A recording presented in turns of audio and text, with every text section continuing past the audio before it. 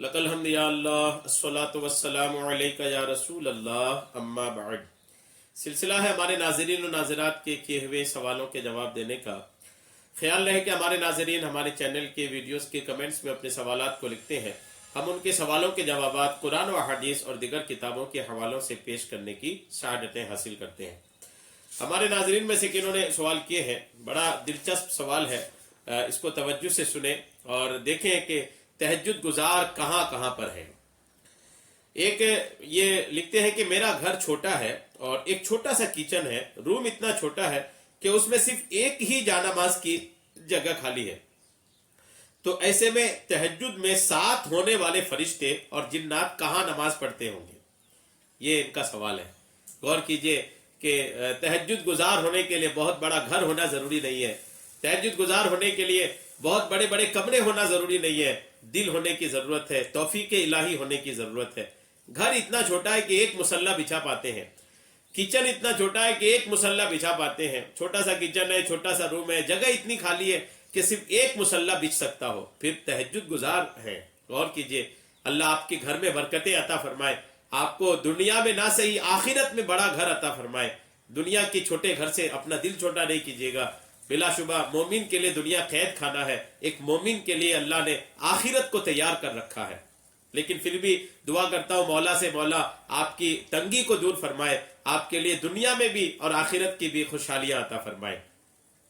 आपने सवाल किया कि घर छोटा है, तहज्जुद के लिए जब आप उठती हैं तो चूंकि एक ही मुसल्ला की जगह खाली है, तो फरिश्ते और जिन्नात जो साथ में नमाज पढ़ते हैं वो कहाँ नमाज के लिए खड़े होते होंगे। तो आपने चूंकि मेरा एक वीडियो देखे होंगे तो इसलिए आपने सवाल किया है। जो नए नाज़रीन हैं इनके लिए मैं अर्ज कर दूं कि जिस हदीस पाक की वजह से यह साबित है कि तहज्जुद में उठने वालों के साथ फरिश्ते और जिन्नात भी आते हैं, जो नए नाज़रीन है मैं उनको अर्ज कर देता हूं। एक हदीस पाक है कि प्यारे आका अलैहिस्सलाम ने इरशाद फरमाया, तुम में से जो शख्स रात में नमाज तहज्जुद पढ़े तो उसे चाहिए कि बुलंद आवाज से क़िरात करे, क्योंकि फरिश्ते भी उसके साथ नमाज पढ़ते हैं और उसकी क़िरात को सुनते हैं। और वो मुसलमान जिन जो फजा में होते हैं, या फजा मतलब हवा में होते हैं, या उसके पड़ोस में उसके साथ उसके घर में होते हैं, वो भी उसके साथ नमाज पढ़ते हैं और उसकी क़िरात को सुनते हैं। और उस शख्स का बुलंद आवाज से क़िरात करना उसके अपने घर और उसके गिरदो नवा यानी आसपास के घरों से शरीर जिन्नों और शरकश शयातीन को भगा देता है। मुस्नद अल बज़्ज़ाज़ की यह हदीस पाक है। तो ये हदीस पाक और एक रिवायत इसमें और है, ये बयान लंबा ना हो जाए इसलिए मैं उसको रोकता हूं।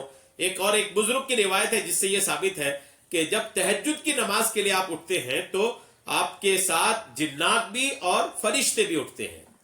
अच्छा, एक बात इसमें यह समझ में आई कि ये जिन्नात और फरिश्ते उठते हैं साथ में नमाज पढ़ते हैं, ये बात तो समझ में आई।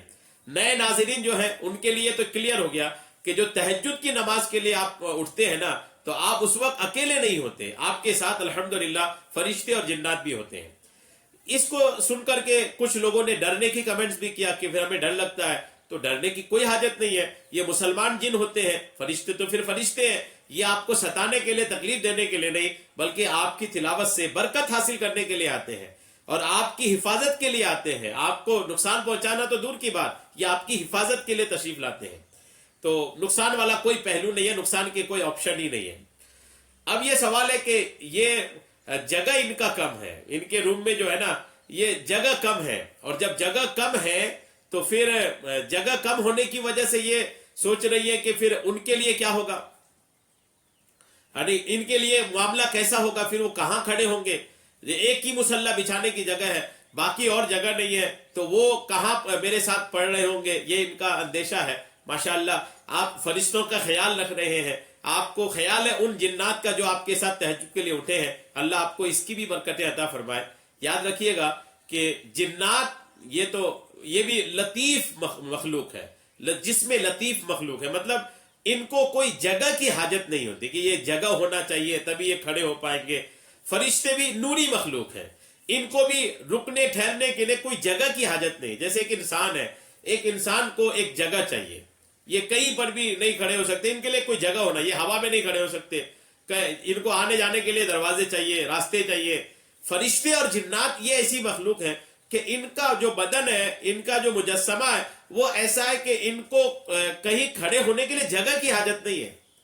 یہ چاہے تو ہوا میں بھی کھڑے ہو سکتے ہیں.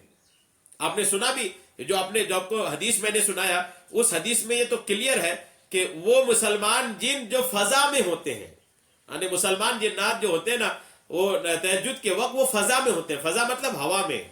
تو وہ جو آپ کی چھت اور آپ کے بیچ زمین کے نیچے کے جو گیپ ہے، اس گیپ میں بھی وہ کہیں کھڑے ہو جاتے ہیں. ان کو زمین کی حاجت نہیں ہے کہ زمین ہوگی تبھی یہ کھڑے ہوں گے، زمین نہیں ہے تو یہ کھڑے نہیں ہو پائیں گے. ایسا فرشتوں کے ساتھ اور جنات کے ساتھ نہیں ہے. جنات کو کھڑے ہونے کے لیے زمین ضروری نہیں ہے، فرشتوں کو بھی کھڑے ہونے کے لیے زمین ضروری نہیں ہے. وہ ہوا میں جہاں چاہے کھڑے ہو سکتے ہیں، فرشتے بھی جنات بھی. تو آپ کے یہاں اگرچہ نیچے کم ہے جگہ، لیکن اسپیس تو ہے، گیپ تو ہے. آپ کے گھر میں جگہ تو ہے. آپ کی چھت اور زمین کے بیچ میں جو گیپ ہے نا، اس میں کہیں بھی وہ کھڑے ہو جائیں گے.